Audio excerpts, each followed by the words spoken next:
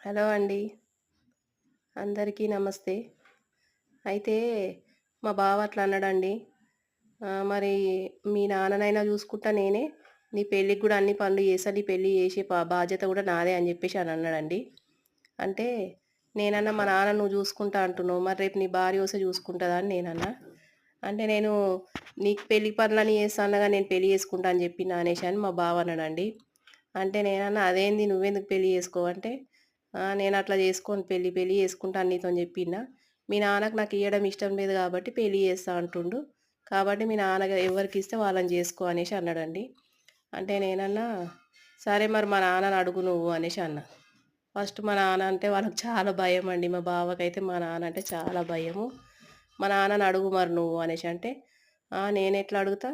మీ నాన్నకే అర్థమైతదిలే అని చెప్పేసి అని ఆయన అన్నాడు. తర్వాత ఏమైందంటే